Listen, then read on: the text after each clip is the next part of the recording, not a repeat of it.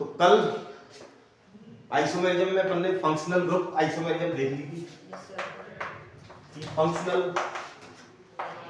Group isomerism है ना, जैसे कि नाम से ही पता चल रहा है फंक्शनल ग्रुप आइसोमेरिज्म मतलब फंक्शनल ग्रुप्स चेंज होते हैं।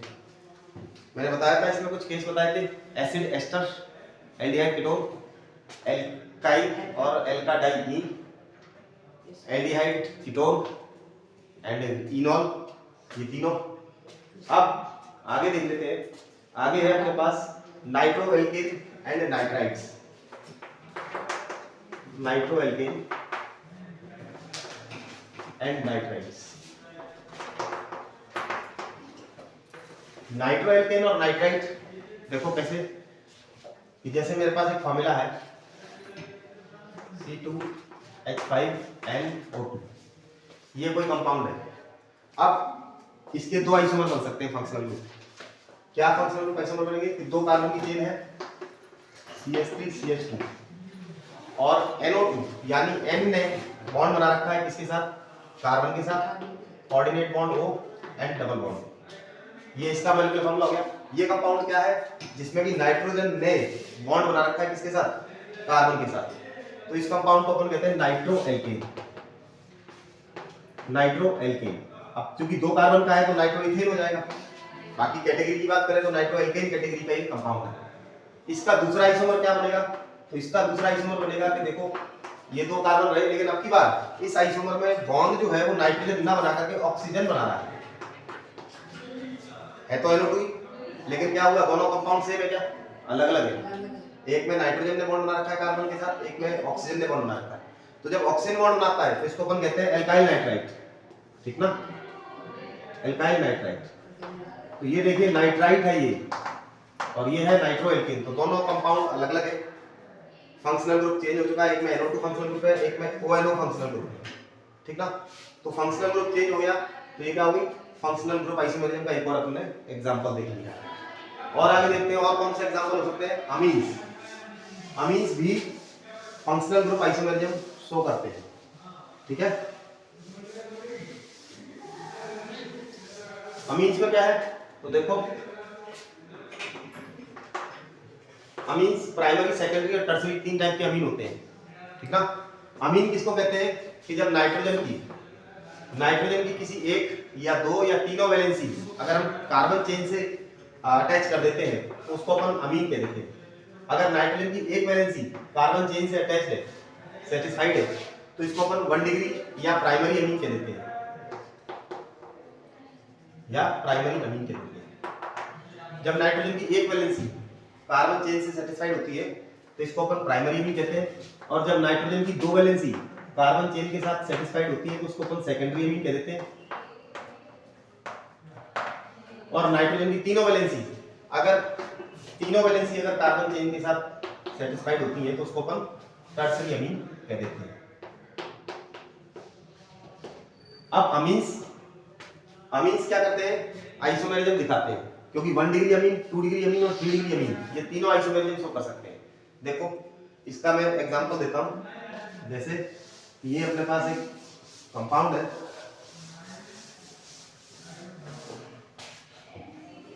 C3H9N, ये कोई कंपाउंड है।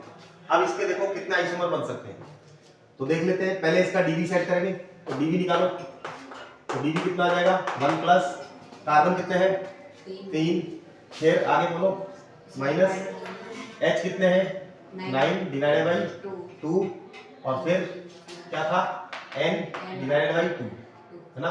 N कितने हैं 1 है, तो डीबी कितना आ गया 1 प्लस 3 कितना हो गया 4 एंड हाफ, ठीक ना, 4 एंड हाफ और ये कितना हो गया 4 एंड हाफ 9/2 4 एंड हाफ, तो 4 एंड हाफ प्लस का 4 एंड हाफ किसका माइनस का, तो कितना आ गया डीबी। इसका मतलब इसमें एक भी मल्टीपल बॉन्ड नहीं है। मल्टीपल बॉन्ड नहीं है इसका मतलब आपको रास्ता क्लियर हो गया कि आपको एक भी मल्टीपल बॉन्ड इसमें सेट नहीं करना है। तो 3 कार्बन की मैंने एक चेन ले ली, मल्टीपल बॉन्ड तो है नहीं, तो फिर क्या होगा CH3 CH2 CH2 7 hydrogen set हो गए।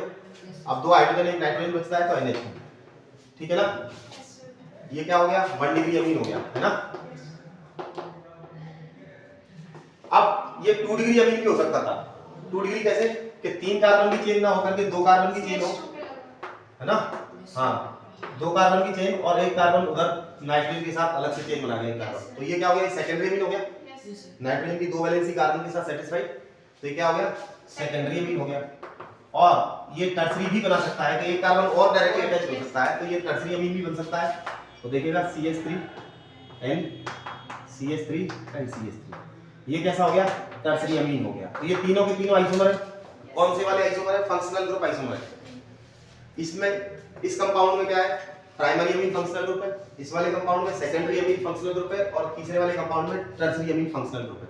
तो फंक्शनल ग्रुप चेंज हो रहे हैं।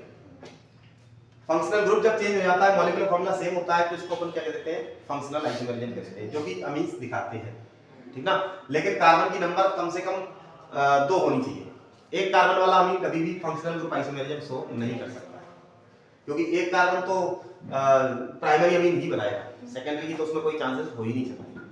तो ये अमीन्स भी इसमें दिखाते हैं फंक्शनल ग्रुप आइसोमरिज्म। एस्टर दिखाते हैं, एल्डिहाइड कीटोन इनॉल दिखाते हैं, है ना, एल्काइल एल्काडाइन दिखाते हैं, है ना। तो ये अपन ने देखा फंक्शनल ग्रुप आइसोमरिज्म में कि कौन कौन से फंक्शनल ग्रुप है जो कि ये फंक्शनल आइसोमरिज्म दिखाते हैं। आगे देखते हैं इसमें cyanide and isocyanide, cyanide and isocyanide, ये भी फंक्शनल ग्रुप आइसोमरिज्म दिखाएंगे। क्यों, मान लीजिएगा कि RCl है, कार्बन चेन में कार्बन के साथ बॉन्ड बना रखा है, तो साइनाइड बन गया। दूसरा फार्मूला क्या हो जाएगा इसका, RNC, नाइट्रोजन ने बॉन्ड बना रखा है, ठीक ना। तो नाइट्रोजन ने बॉन्ड बना रखा है तो क्या होगा, ये आइसोसाइनाइड, और कार्बन ने बॉन्ड बना रखा है तो साइनाइड। तो ये दोनों आपस में कौन से आइसोमर है, फंक्शनल ग्रुप आइसोमर है। इसमें साइनाइड फंक्शनल ग्रुप है, इसमें आइसोसाइनाइड फंक्शनल ग्रुप है। Next metamerism. मेटामेरिज्म क्या होता है तो देख लेते हैं। अगली आइसोमेरिज्म है स्ट्रक्चरल आइसोमेरिज्म का 5वां पार्ट, है ना। तो 5वां पार्ट मेटामेरिज्म है। मेटामेरिज्म क्या होता है तो इसको डिफाइन करेंगे।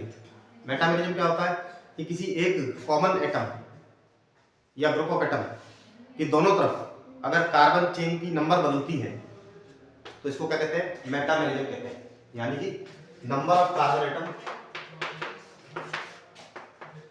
एटम चेंज, कितना, both of the side of a common atom और ग्रुप ऑफ एटम। यानी किसी एक कॉमन एटम या ग्रुप ऑफ एटम के दोनों तरफ कार्बन चेन क्या होंगी, चेंज होती रहेगी, उनमें कार्बन की नंबर बदलती रहेगी, जिससे कि मेटामेरिज्म डेवलप होती है। इसका एक केस देख लेते हैं। पहला एग्जांपल इसमें अपन देख लेते हैं ईथर्स। ईथर्स मेटामेरिज्म शो करते हैं। ईथर किसको कहते हैं, ईथर जब ऑक्सीजन की दोनों वैलेंसी सेटिस्फाई होती है कार्बन चेन के साथ तो ये ईथर हो जाता है। ये दोनों आप सेम भी हो सकते हैं और डिफरेंट भी हो सकते हैं, ठीक ना। आप देखिए मैं एक ईथर लिख रहा हूं यहाँ पे, जैसे कि मेरे पास कोई ईथर है C7H7OCH3, ठीक ना, ये ईथर हो गया। अब इस ईथर को देख लेते हैं। तो ईथर में पहले डीबी निकालेंगे। आपके पास मान लीजिएगा कि नहीं है संसाधन तो पहले आप डीबी निकालिएगा। अगर मान लो इसको और कंडेंस करके देता, इस फॉर्मूले को अपन और कंडेंस करके लिख सकते हैं क्या, C4 है ना, और H10O, C4H10O करके देता तो आप इसका क्या निकालते, सबसे पहले डीबी निकालते। तो डीबी के लिए क्या निकालेंगे, 1 plus number of carbon atom कितने हैं, 4, माइनस हाइड्रोजन एटम कितने हैं, 10 डिवाइडेड बाय 2। हाइड्रोजन और हेलोजन अगर होते हैं तो माइनस करके उनमें डिवाइड बाय 2 कर देते हैं, ठीक ना। और नाइट्रोजन होता तो वो भी माइनस में जाता, वो प्लस में जाता, नाइट्रोजन के एटम डिवाइड बाय 2। और उसके अलावा अगर ऑक्सीजन सल्फर होते हैं तो उनको काउंट नहीं करते, ठीक ना। तो ओवरऑल अपन देखेंगे इसमें डीबी कितना आ गया, 5 और -5 कितना हो गया, 0। तो इसकी डीबी 0 है, इसका मतलब इसमें एक भी मल्टीपल बॉन्ड नहीं है। तो यानी इधर तीन कार्बन की सीधी चेन है, ठीक ना। तो 3 कार्बन की सीधी चेन है तो ये 3 कार्बन हो गए। हाइड्रोजन अपन सेट कर लेंगे CH3 CH2 CH2 और OCH3। आप देखें कॉमन एटम यानी कि बीच में आ गया। इसके दोनों तरफ कार्बन की देखें तो इधर 3 है, इधर 2, इधर 1 है, इधर 3 है, डिफरेंट है। और कभी हो सकता है इस वाले कार्बन को अगर इधर पहुंचा दिया जाए तो दोनों तरफ 2-2 हो जाएंगे, तो ये इसका एक दूसरा आइसोमर बनेगा। लेकिन फंक्शनल ग्रुप तो क्या रहा, ईथर ही रहा। फंक्शनल ग्रुप तो फिर भी ईथर रहा, लेकिन क्या हुआ, एक कॉमन एटम के दोनों तरफ कार्बन एटम की नंबर क्या हो गई, चेंज हो गई। तो ये दोनों क्या बन गए, आइसोमर बन गए आपस में। एक ये वाला ईथर है जिसमें कि इधर एक कार्बन इधर 3 है, एक दूसरा ईथर है जिसमें दोनों तरफ 2-2 कार्बन एटम प्रेजेंट है। तो ये दोनों आपस में क्या कहलाएंगे, मेटामर कहलाएंगे, ठीक ना। तो मेटामेरिज्म कौन दिखाता है, एक तो ईथर दिखाता है, ठीक है। और देखते हैं और कौन कौन मेटामेरिज्म दिखाता है।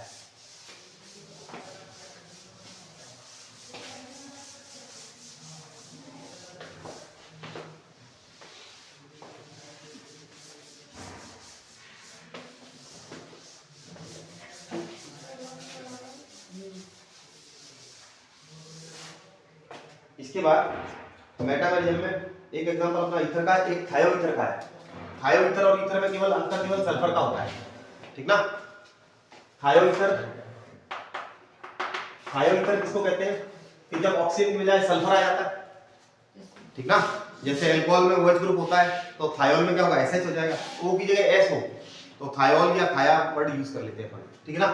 तो ये थायो ईथर का मतलब ऑक्सीजन की बजाय क्या होगा, सल्फर। सल्फर के दोनों तरफ कार्बन चेन क्या होंगी, अलग अलग होंगी। मान लीजिएगा कि इधर कितना है CH3 और इधर कितना है 1 2 3 एंड 4। तो इसके आइसोमर कौन कौन से बनेंगे, इसके 2 आइसोमर बनेंगे। एक तो ये थायो ईथर है, इधर 1 कार्बन है, इधर 4 कार्बन है। इधर अगर ये CH2 को इधर पहुंचा दिया जाए तो क्या मिल जाएगा अपने को, CH2 CH3 और इधर 3 कार्बन रह जाएंगे, CH2 CH2 CH3, 3 और 2। ये क्या हो गया, ये भी मेटामेरिज्म शो कर रहा है। अब अगर कोई बच्चा कहे सर मैं इसको इधर पहुंचाऊंगा तो फिर इधर 3 हो जाएंगे, इधर 2 हो जाएंगे, फिर तो बात वही होगी ना, एक तरफ 3 एक तरफ 2। तो इसके 2 आइसोमर बनेंगे, ठीक ना। थायो ईथर भी दिखाते हैं मेटामेरिज्म। मेटामेरिज्म में केवल इसका ध्यान रखना है कि कॉमन फंक्शनल ग्रुप के दोनों तरफ कार्बन की एटम नंबर चेंज हो जाती है। तीसरा इसका एग्जांपल देखेंगे, वो अपन देखेंगे सेकेंडरी एमीन, है ना। सेकेंडरी एमीन भी मेटामेरिज्म दिखाते हैं। सेकेंडरी एमीन, अब सेकेंडरी एमीन कैसे मेटामेरिज्म दिखाते हैं तो देखो जरा। सेकेंडरी एमीन मेरे पास मान लीजिएगा कि कोई सेकेंडरी एमीन है, सेकेंडरी एमीन में ग्रुप ऑफ एटम एनएच हो गया, ठीक ना। इधर कितने कार्बन की चेन है, इधर 1 कार्बन की चेन है, और इधर कितने की है कि मान लीजिएगा 3 कार्बन एटम की चेन। एक तरफ 1 है, एक तरफ 3 है, तो अब क्या होगा, एक कार्बन इधर आ जाएगा तो इसका दूसरा आइसोमर बन जाएगा कि CH2 CH3, 2 कार्बन हो गए इधर भी कितने बचे, 2 बचे। मॉलिक्यूलर फार्मूला दोनों का सेम, है ना। तो ये क्या हो गया, सेकेंडरी एमीन भी मेटामेरिज्म शो करते हैं। मतलब मेटामेरिज्म का तात्पर्य केवल इतना सा है कि भाई कि एक कॉमन ग्रुप ऑफ एटम या एटम के दोनों तरफ कार्बन नंबर चेंज करते हैं। हाँ ये तो आगे देख लेते हैं। एक है अमाइड, अमाइड्स भी शो करते हैं मेटामेरिज्म।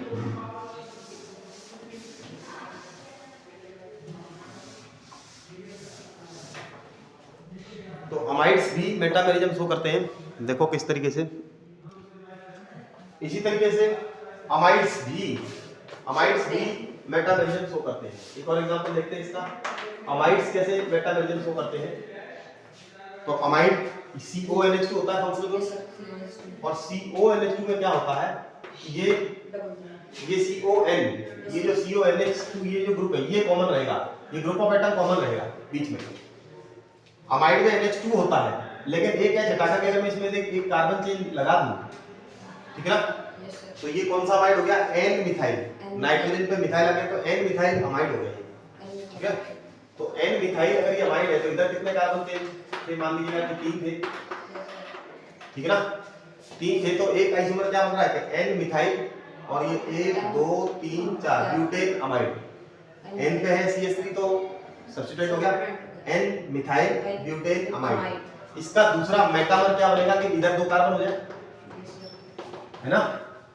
तो इधर कितने बचे, 1 कार्बन उधर पहुंचा दिया आपने तो 2 बचे, तो CH2 CH3, इसका क्या नाम हो गया, N इथाइल, N इथाइल, और ये 1 2 3 propane amide, N ethyl propane amide. एक और भी बन सकता है कार्बन, और भी उधर आप ले जा सकते हैं, तो क्या हो जाएगा CH2 सॉरी CO NH, और ये CH2 का होल ट्वाइस CH3 है ना।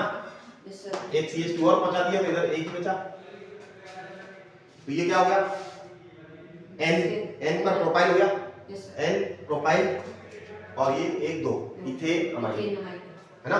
तो ये तीसरा आइसोमर बना, कौन सा, मेटामर, क्योंकि कार्बन की नंबरिंग तो इधर से उधर चेंज हो रही है, तो ये मेटामर बना। चौथा और बन सकता है इधर का, ये वाला भी CH2 के फॉर्म में उधर ले जाओ तो हाइड्रोजन बचेगा केवल, है ना। तो ये आपने CH2 का होल ट्वाइस एंड CH3,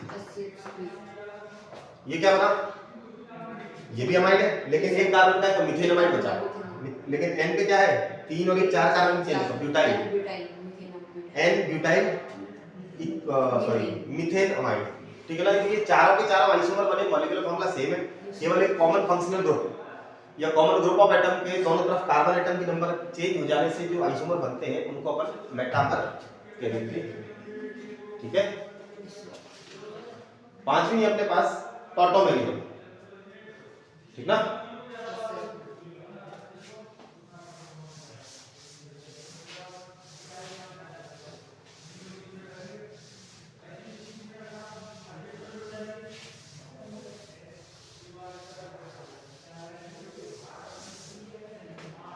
तो टॉटोमेरिज्म देख लेते हैं, पांचवी आइसोमेरिज्म है, स्ट्रक्चरल आइसोमेरिज्म का लास्ट पार्ट, सॉरी सिक्स्थ है ना, सिक्स्थ है, last part of the structural isomerism. Structural isomerism का लास्ट पार्ट है अपने पास टॉटोमेरिज्म। क्या होता है टॉटोमेरिज्म, देख लेते हैं। टॉटोमेरिज्म, इसका दूसरा नाम क्रिप्टोमेरिज्म, क्रिप्टोमेरिज्म, क्रिप्टो मतलब रेंगने वाले, मतलब ये रेंगते ऐसा नहीं है कि कंपाउंड रेंगेगा, रेंगने का मतलब ये है कि इसमें इंटर कन्वर्टेबल है, ऐसा नहीं है कि कंपाउंड अलग अलग बन गए तो अलग ही रहने वाले, इनमें तो कंपाउंड अलग अलग है, वो एक दूसरे में कन्वर्ट नहीं हो रहे, किसी को किसी मेथड से बनाया है आपने, किसी को किसी मेथड से बनाया, ठीक ना। लेकिन यहाँ तो एक ही कंपाउंड रहेगा और वो इंटर कन्वर्ट रहेगा, अपनी दूसरी फॉर्म में चेंज होता रहेगा, इसलिए इसको क्रिप्टोमेरिज्म कहते हैं। डायनेमिक है, इसको डायनेमिक आइसोमेरिज्म भी कह देते हैं, डायनेमिक है ना, क्योंकि ये चलती रहती है लगातार, ठीक ना। इसको डेस्मोट्रॉपिज्म भी कह देते हैं, डेस्मोट्रॉपिज्म, या इसका एक और भी नाम है मीरोट्रॉपी, ये सारे नाम इसी के हैं, मीरोट्रॉपी, डेस्मोट्रॉपिज्म, ठीक है ना। डायनेमिक आइसोमेरिज्म, क्रिप्टोमेरिज्म, टॉटोमेरिज्म, ये सब एक ही नाम है। देखते हैं किस तरीके से अपन इसको अलीलोट्रॉपिज्म भी बोलते हैं, अलीलोट्रॉपिज्म, ये इतने सारे इसके नाम हैं, किसी भी नाम से आपको पूछा जा सकता है। होता क्या है इसमें कि इसमें टॉटोमेरिज्म में डायनेमिक रहता है, इसमें मामला क्या होता है डायनेमिक, मैं बताऊं आपको कि एटम अपनी जगह चेंज करता है, एटम अपनी जगह चेंज करता है और मल्टीपल बॉन्ड भी अपनी जगह चेंज करता है, दोनों चीजें एक साथ हो जाती हैं, मल्टीपल बॉन्ड और एटम दोनों अपनी जगह चेंज करते हैं। ये रेजोनेंस से थोड़ी सी अलग है। रेजोनेंस में क्या होता है कि एटम जो जिससे बॉन्डेड है वो उसी से बॉन्डेड रहेगा, केवल बॉन्ड पाई बॉन्ड इधर से उधर सकेगा, केवल पाई बॉन्ड की ही क्या होती है मूवमेंट होती है, लेकिन एटम जो जिससे बॉन्डेड है वो उससे हटता नहीं है। रेजोनेंस में तो ये होता है, लेकिन इसमें क्या होता है कि एटम अपनी जगह ही चेंज कर लेता है, एटम अपनी बॉन्डिंग चेंज कर लेता है, जहां बॉन्डेड था पहले वहां से हट करके दूसरी जगह पे बॉन्ड बना लेता है और मल्टीपल बॉन्ड भी शिफ्ट होता है। तो इसमें मल्टीपल बॉन्ड और एटम दोनों शिफ्ट होते हैं, जबकि रेजोनेंस में केवल मल्टीपल बॉन्ड शिफ्ट होता है, एटम अपनी जगह नहीं चेंज करता। ये दोनों में डिफरेंस है टॉटोमेरिज्म में और रेजोनेंस में, ठीक है ना। अब टॉटोमेरिज्म कितने टाइप की होती है, कौन कौन दिखाता है, तो कौन कौन से सिस्टम में दिखाई जाती है, तो टॉटोमेरिज्म दिखाई जाती है एक तो डायट सिस्टम में, डायट सिस्टम में। अब डायट सिस्टम क्या होता है कि दो एटम्स के बीच में एक्सचेंज ऑफ द एटम हो रहा है, अभी बताऊंगा कैसे। और एक होती है इसमें ट्रायड सिस्टम में। ट्रायड सिस्टम का मतलब ये है कि 3 एटम्स के बीच में शिफ्टिंग हो रही है एक एटम की। डायड में केवल 2 ही एटम्स के बीच में शिफ्टिंग होती है किसी एक एटम की, और ट्रायड सिस्टम में क्या होता है कि 3 सिस्टम में 3 एटम्स में क्या होती है शिफ्टिंग होती है एटम्स की। तो डायड सिस्टम में तो एक ही है अपने पास, जैसे कि एक है हाइड्रोजन साइनाइड HCN, ठीक है। हाइड्रोजन ने बॉन्ड बना रखा है किसके साथ, नाइट्रोजन के साथ, ठीक ना। और नाइट्रोजन के साथ बॉन्ड बना रखा है, तो ये मैंने क्या बोला, डायनेमिक है। डायनेमिक का मतलब ये चेंज हो जाएगा थोड़ी देर बाद। कैसे चेंज हो जाएगा, हाइड्रोजन कार्बन से बॉन्ड तोड़ करके नाइट्रोजन के साथ बॉन्ड बना लेगा।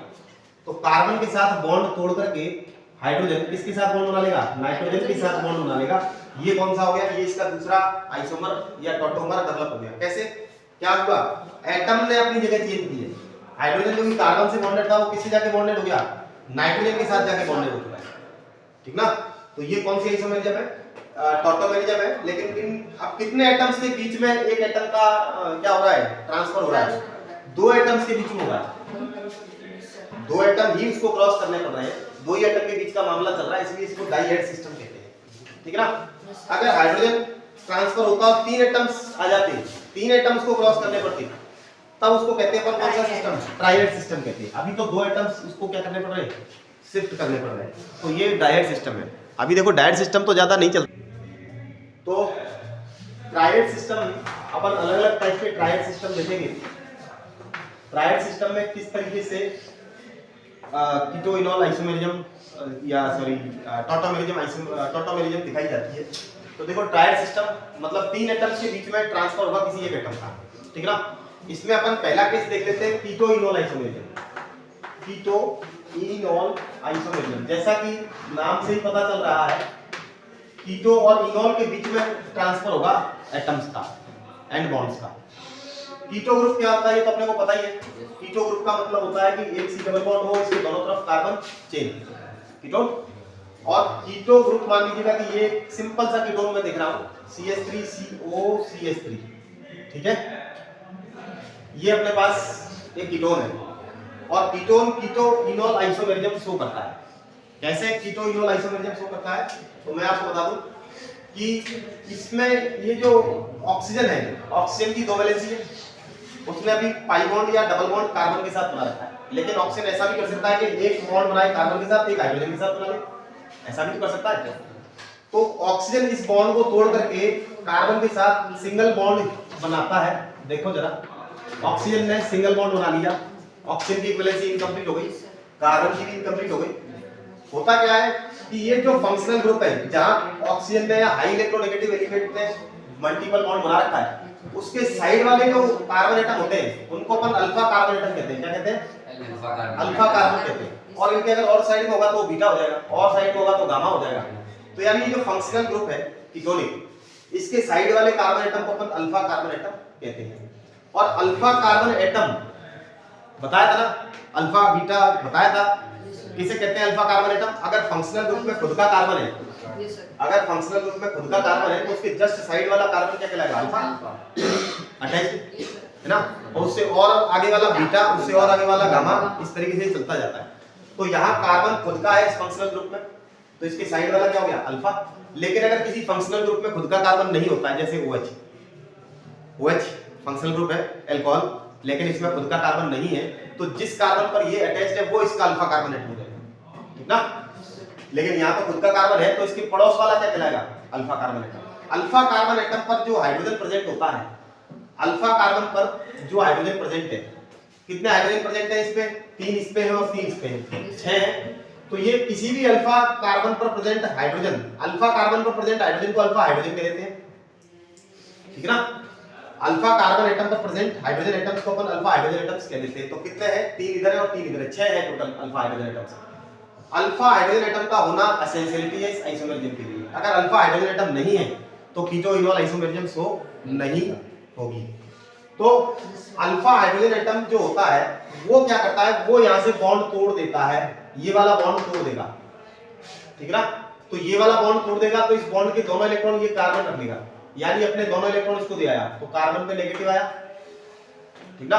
और हाइड्रोजन पे कौन सा पॉजिटिव। और हाइड्रोजन क्या करता है कि ये ऑक्सीजन इधर से दोनों इलेक्ट्रॉन उठा लेता है, तो ऑक्सीजन इस वाले दोनों बॉन्ड के इलेक्ट्रॉन हाइड्रोजन के साथ सेट कर लेता, लगा लेता है, और ये दोनों इलेक्ट्रॉन कहां चले जाते हैं, कार्बन इसके साथ डबल बॉन्ड बना लेता है। होना क्या है कि हाइड्रोजन की शिफ्टिंग होगी किसके पास, ऑक्सीजन के पास, और डबल बॉन्ड की शिफ्टिंग होगी किसमें, कार्बन और कार्बन में। बोलो, डबल बॉन्ड किसके साथ चला गया, कार्बन कार्बन के साथ, और हाइड्रोजन किसके साथ आ गया, ऑक्सीजन के साथ। हाइड्रोजन का ट्रांसफर कितने एटम्स को क्रॉस करके हो रहा है देखते हैं। तो हाइड्रोजन कितने एटम्स को क्रॉस कर रहा है ट्रांसफर के दौरान, 1 2 और 3, तीन ना, इसलिए इसको क्या बोलते हैं, ट्राइड सिस्टम कहते हैं।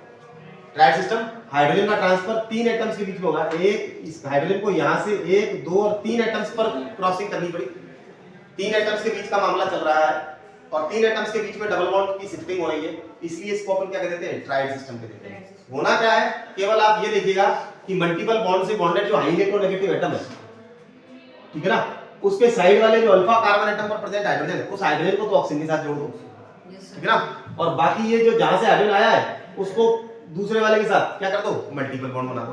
तो ये क्या हो गया, कीटो फॉर्म था। ये कौन सा था, कीटोन था ये, अरे कीटो था ना, इसमें फंक्शनल ग्रुप कीटोन ही था, तो इसलिए इसको कीटो फॉर्म कह देते हैं। और ये कौन सा फंक्शनल ग्रुप हो गया, अभी एक नया फंक्शनल ग्रुप डेवलप हो गया, ईन है, यानी डबल बॉन्ड है तो ईन है, और OH है तो ऑल है, तो enol. Keto form enol form में चेंज हो गई, इसलिए इस आइसोमेरिज्म को अपन कीटो इनॉल आइसोमेरिज्म कहते हैं, ठीक है ना। पहले फंक्शनल ग्रुप कीटोन था, बाद में क्या हो गया, इनॉल हो गया, तो कीटो इनॉल आइसोमेरिज्म। और ये चूंकि क्रिप्टोमेरिज्म है, यानी डायनामिक आइसोमेरिज्म, यानी ये कीटोन और इनॉल ये जो है आपस में एक दूसरे में इंटरकन्वर्टेबल होते रहते हैं, किसी भी एक को अपन सेपरेट नहीं कर सकते। अगर आप इनॉल को लेके आओगे तो वो तो कीटो में कन्वर्ट हो जाएगा, कीटो को लोगे तो वो इनॉल में कन्वर्ट होता रहेगा, तो ये बराबर चलते हैं। बराबर का मतलब ये दोनों पाए जाएंगे, कोई भी एक आइसोमर को आप सेपरेटली रिजॉल्व नहीं कर सकते, ठीक ना, क्योंकि दोनों इंटरकन्वर्टेबल है एक दूसरे में। तो ये क्रिप्टोमेरिज्म है ना, डायनामिक आइसोमेरिज्म है। एक केस तो अपन ने ये एक एग्जांपल देख लिया, अभी और भी एग्जांपल अपन देख सकते हैं इसके, ठीक ना। तो जब तक और एग्जांपल देखते हैं तो अपन को थोड़ा और समझ में आ जाएगा। तो कीटो इनॉल आइसोमेरिज्म कहां से कहां किस तरीके से हो रहा है, अल्फा हाइड्रोजन एटम की शिफ्टिंग कहां से कहां हो रही है, ये अपने को देखनी है। एसेंशियलिटी क्या है, एसेंशियलिटी ये है कि इसमें अल्फा हाइड्रोजन एटम का होना जरूरी है। अगर अल्फा हाइड्रोजन एटम नहीं है तो कीटो इनॉल आइसोमेरिज्म नहीं शो की जाएगी। अपने पास एक और भी एग्जांपल मान लीजिएगा कि ये CH3 CH2 और ये CO और ये CH CH3, ठीक ना। तो क्या ये कीटो इनॉल आइसोमेरिज्म शो करेगा, क्वेश्चन ये है। तो देख लेते हैं, कीटोनिक ग्रुप तो है, ये कौन सी फॉर्म है इसकी, कीटो फॉर्म है इसकी। क्या ये इनॉल आइसोमेरिज्म शो करेगा, तो पहले इसके अल्फा कार्बन एटम्स को देख लेते हैं। कहां है इसमें अल्फा कार्बन एटम, एक तो ये रहा और एक ये रहा। अल्फा कार्बन एटम पर क्या हाइड्रोजन प्रेजेंट है ना। कितने टोटल अल्फा हाइड्रोजन एटम है, 2 इधर और 1 इधर, 3 है। तीनों के द्वारा कीटो इनॉल आइसोमेरिज्म शो करेगा कि नहीं करेगा, करेगा। तो या तो ये वाला हाइड्रोजन शिफ्ट हो जाएगा ऑक्सीजन के पास, तो मल्टीपल बॉन्ड किसमें आ जाएगा, कार्बन कार्बन, या अगर ये वाला हाइड्रोजन शिफ्ट कर रहे हो ऑक्सीजन के पास तो इधर आ जाएगा मल्टीपल बॉन्ड, आएगा कि नहीं आएगा। जिस कार्बन का आप हाइड्रोजन शिफ्ट कर रहे हो उधर से ही डबल बॉन्ड स्टार्ट कर दीजिएगा बनाना। तो मैं पहले इस वाले हाइड्रोजन को शिफ्ट करता हूं, तो देखो जरा CH3 एक हाइड्रोजन चला गया, 2 थे, एक चला गया ऑक्सीजन के पास, एक रह गया, तो क्या होगा, डबल बॉन्ड आ जाएगा, है ना। और ऑक्सीजन के पास चला गया तो वहां क्या हो गया, सिंगल बॉन्ड हो गया, और ये क्या हो गया, CH3 CH3, ठीक है ना। ये कौन सी फॉर्म बन गई, इनॉल, है ना, इनॉल। तो ये कीटो इनॉल आइसोमेरिज्म शो करेगा, और दोनों फॉर्म एक दूसरे में इंटरकन्वर्टेबल होती रहेंगी। और आपकी जानकारी के लिए बता दूं कि कीटो फॉर्म रूम टेम्परेचर पर कीटो फॉर्म ज्यादा एग्जिस्ट करती है बजाय इनॉल फॉर्म, ठीक है ना। कीटो ज्यादा एग्जिस्ट करती है इनॉल से, कीटो फॉर्म हमेशा ज्यादा रहती है इनॉल से, लेकिन हाँ कभी कभी कंडीशनल भी है, इनॉल कंटेंट बढ़ भी जाता है, इनॉल फॉर्म ज्यादा भी एग्जिस्ट करती है, लेकिन उसके लिए कुछ और भी कंडीशंस है, वो अपन आगे चलेंगे तो बताएंगे कि कब इनॉल ज्यादा बढ़ जाता है, ठीक है ना। इनॉल कंटेंट बढ़ता है, नॉन पोलर सॉल्वेंट में इनॉल कंटेंट बढ़ जाता है, जितना ज्यादा नॉन पोलर सॉल्वेंट होगा उतना ज्यादा इनॉल फॉर्म एग्जिस्ट करेगी। सॉल्वेंट मान लो कीटोन को आपने पानी में डाल दिया, या कीटोन को आपने ये कीटोन है इसको आपने पानी में डिसॉल्व कर दिया, तो सॉल्वेंट कौन हो गया, पानी, H2O। और अगर इसी कीटोन को अगर आप बेंजीन में डिसॉल्व करोगे तो सॉल्वेंट कौन हो गया, बेंजीन। अब बेंजीन में क्या होगा, इनॉल फॉर्म ज्यादा एग्जिस्ट करेगी बजाय किसके, पानी की। पानी में कौन सी ज्यादा एग्जिस्ट करेगी, कीटो। बेंजीन में कौन सी ज्यादा एग्जिस्ट करेगी, इनॉल। क्योंकि पानी और बेंजीन में पोलैरिटी किसमें ज्यादा है, बताओ, पानी होता है H2O और बेंजीन होती है C6H6। तो देख लेते हैं पोलैरिटी किसको कहते हैं। तो पोलैरिटी का मतलब है कि किसी भी मॉलिक्यूल में पॉजिटिव और नेगेटिव पार्ट का प्रेजेंट होना, पोलैरिटी कहलाती है। तो H और O में इलेक्ट्रोनेगेटिविटी का डिफरेंस तो बहुत ज्यादा है। तो ऑक्सीजन पे कौन सा चार्ज रहता है? पार्शियल नेगेटिव, पढ़ रखा है ना ये तो। और हाइड्रोजन पे कौन सा रहता है? Partial positive. तो हाइड्रोजन पार्शियल पॉजिटिव चार्ज है, ऑक्सीजन पार्शियल नेगेटिव चार्ज है। मॉलिक्यूल में चार्ज का डेवलप हो जाना, पार्शियल चार्ज का रहना, क्या कहलाता है? पोलैरिटी। तो H2O में पोलैरिटी है। लेकिन बेंजीन की बात करें तो बेंजीन में केवल हाइड्रोजन और कार्बन है, ठीक ना। और हाइड्रोजन की वजह से कार्बन और हाइड्रोजन की इलेक्ट्रोनेगेटिविटी में डिफरेंस ज्यादा नहीं है, तो पोलैरिटी लगभग डायनेमिशनल है, होती ही नहीं है। तो यहाँ कोई भी बॉन्ड पोलर नहीं है। कार्बन हाइड्रोजन को पॉजिटिव चार्ज नहीं दे रहा, ना हाइड्रोजन कार्बन को कोई चार्ज दे रहा है। तो ये क्या हो गया? नॉन पोलर बॉन्ड हो गया। तो बेंजीन में तो कार्बन कार्बन बॉन्ड कैसे होते हैं? कार्बन में तो और कार्बन में तो दोनों की इलेक्ट्रोनेगेटिविटी सेम है, तो कोई पोलैरिटी का सवाल ही नहीं है। तो कार्बन कार्बन की इलेक्ट्रोनेगेटिविटी सेम है और हाइड्रोजन की लगभग क्या हुआ? सेम है। तो कहां क्या हो गया कि बेंजीन एक नॉन पोलर कंपाउंड हो गया। और पोलैरिटी अपन निकालते हैं डाइपोल मोमेंट से भी निकाल सकते हैं मॉलिक्यूल की। केमिकल बॉन्डिंग में अपने पढ़ा था ना, पोलैरिटी किसी मॉलिक्यूल की कैसे निकालते हैं? डाइपोल मोमेंट से भी निकाल सकते हैं। तो बेंजीन एक नॉन पोलर सॉल्वेंट है। किसके रेस्पेक्ट में? वाटर के रेस्पेक्ट में तो नॉन पोलर हो गया। तो नॉन पोलर सॉल्वेंट में अगर हम कीटोन को डिसॉल्व करेंगे तो नॉन पोलर में कौन सी फॉर्म ज्यादा एग्जिस्ट करेगी? इनॉल। और अगर पोलर में डाल देंगे इसी कीटोन को तो कौन सी फॉर्म ज्यादा एग्जिस्ट करेगी? कीटोन। ठीक है ना, बात समझ में आई? तो सॉल्वेंट पर डिपेंड करता है। तो जितना ज्यादा पोलर सॉल्वेंट होगा उतना ज्यादा कीटो फॉर्म एग्जिस्ट करेगी, और नॉन पोलर सॉल्वेंट होगा तो इनॉल फॉर्म एग्जिस्ट करेगी। ठीक ना। इसके पीछे की वजह बता देते हैं कि कीटो फॉर्म में ये जो कीटोनिक फंक्शनल ग्रुप होता है, ये C डबल बॉन्ड O, इसके साथ पोलर सॉल्वेंट क्या कर लेता है? हाइड्रोजन बॉन्ड बना लेता है। क्या बना लेता है? हाइड्रोजन बॉन्ड बना लेता है। अब जब ये हाइड्रोजन बॉन्ड बना लेगा तो इसको इनॉल में कन्वर्ट होने ही नहीं देगा। इसलिए पोलर सॉल्वेंट में कीटो फॉर्म ज्यादा एग्जिस्ट करती है, नॉन पोलर में इनॉल फॉर्म ज्यादा एग्जिस्ट करती है। ठीक है। तो इनॉल कंटेंट कहां बढ़ाया जा सकता है? इनॉल कंटेंट बढ़ाया जा सकता है नॉन पोलर सॉल्वेंट को लेकर के। जैसे मैं आपको बताऊं, इनॉल कंटेंट का अगर मैं बताऊं परसेंट, है ना, तो परसेंट इनॉल, है ना, परसेंट इनॉल का अगर सॉल्वेंट के साथ में एक ऑर्डर लिखूं तो एक है normal hexane C6H14 hexane, normal hexane. एक है अपने पास नॉर्मल हेक्सेन है, नॉर्मल वर्ड, नॉर्मल मतलब straight chain, straight chain, straight chain मतलब 6 के 6 कार्बन एक लाइन में बनेंगे, कोई ब्रांचिंग नहीं है। नॉर्मल हेक्सेन, नॉर्मल हेक्सेन एक सुपर नॉन पोलर क्या है? सॉल्वेंट है, नॉन पोलर है बिल्कुल। नॉर्मल हेक्सेन से थोड़ा सा ज्यादा पोलैरिटी होती है मल्टीपल बॉन्ड कंटेनिंग कंपाउंड्स में, यानी बेंजीन में। बेंजीन में पाई बॉन्ड है, तो पाई बॉन्ड कहीं ना कहीं सिंगल बॉन्ड से ज्यादा पोलर होता है। नॉर्मल हेक्सेन में DP 0 है, एक भी पाई बॉन्ड नहीं है। बेंजीन में 3 पाई बॉन्ड है। तो जहां पाई बॉन्ड आएंगे वहां पोलैरिटी तो आएगी आएगी, थोड़ी सी आती है, ज्यादा नहीं आती लेकिन आती तो है। तो बेंजीन थोड़ा सा ज्यादा पोलर हो गया तो परसेंट इनॉल कंटेंट क्या हो गया? कम रह गया। यस सर, है ना। इससे भी ज्यादा जो पोलर अगर सॉल्वेंट की बात करें तो इससे ज्यादा पोलर सॉल्वेंट है, मान लीजिएगा कि मैं एक सॉल्वेंट ले रहा हूं, इथाइल क्लोराइड ले रहा हूं। इथाइल क्लोराइड और ज्यादा पोलर हो गया क्योंकि क्लोरीन पे पार्शियल नेगेटिव और कार्बन पे पार्शियल पॉजिटिव, तो ज्यादा पोलैरिटी हुई तो फिर क्या होगा? ज्यादा कीटो फॉर्म एग्जिस्ट करेगी या इनॉल फॉर्म क्या हो जाएगा? कम हो जाएगा। उससे भी ज्यादा पोलर होता है मिथाइल अल्कोहल। अरे हाइड्रोजन बॉन्डिंग, ऑक्सीजन हाइड्रोजन की इलेक्ट्रोनेगेटिविटी डिफरेंस तो और ज्यादा पोलर हो गया, तो ज्यादा पोलर हो गया तो क्या हो गया? और कम रह गया इनॉल। इससे भी कम इनॉल परसेंट कंटेंट रह जाएगा किसमें? पानी में। पानी सबसे ज्यादा पोलर सॉल्वेंट है, पानी की पोलैरिटी बहुत ज्यादा होती है, सबसे ज्यादा होती है। तो पानी में इनॉल कंटेंट कैसा रहेगा? सबसे कम रहेगा। ठीक है ना। तो इनॉल कंटेंट कहां ज्यादा है कहां कम है, ये अपन ने कंडीशन देख ली कि इनॉल फॉर्म कहां ज्यादा एग्जिस्ट करेगी और कहां कम एग्जिस्ट करेगी। तो ये कीटो इनॉल का अपने एग्जांपल देख लिया। और आगे देख लेते हैं एसेंशियलिटी क्या है कीटो इनॉल आइसोमेरिज्म की। एसेंशियलिटी क्या है? एसेंशियलिटी का मतलब ये है कि क्या चीज जरूरी है? अल्फा, अल्फा हाइड्रोजन एटम का होना जरूरी है। लेकिन alpha hydrogen atom bridge head पे नहीं होना चाहिए।